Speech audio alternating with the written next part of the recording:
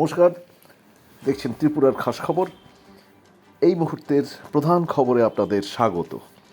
রাজ্যের গত 3 দিনে টানা বৃষ্টির কারণে বন্যা পরিস্থিতি ভয়াবহ।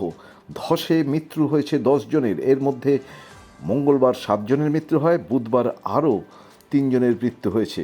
নিখোঁজ বহু মানুষ, গৃহহীন হাজার হাজার মানুষ।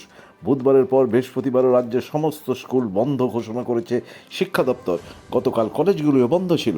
মুখ্যমন্ত্রী ডক্টর মানিক সাহা জানিয়েছেন, বন্যার কারণে রাজ্যের সব সরকারি বেসরকারি স্কুল ও মাদ্রাসা বন্ধ রাখা হয়েছে। বন্যা পরিস্থিতি মোকাবিলায় ইতিমধ্যে 200টি উদ্ধারকারী দল কাজ করছে। জাতীয় বিপর্যয় মোকাবিলা বাহিনী ছাড়াও রাজ্য বিপর্যয় মোকাবিলা বাহিনী, দমকল বাহিনীও এর মধ্যে রয়েছে। রাজ্যে বন্যা কবলিত এলাকার পাশেই মোট 183টি অস্থায়ী শিবির খোলা হয়েছে। এই মুহূর্তে 5,500-এর বেশি মানুষ গৃহহীন বলে সরকারিভাবে জানানো হয়েছে। এখন এই পর্যন্ত।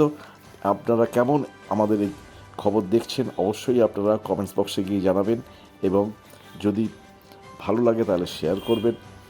রাজ্যের বন্যা পরিস্থিতি খুবই খারাপ, এবং একই সঙ্গে রাজ্য সরকার চাইছে দ্রুত স্বাভাবিক অবস্থায় ফিরে আসতে।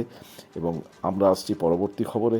আপনারা অবশ্যই পরের খবরের জন্য অপেক্ষা করুন।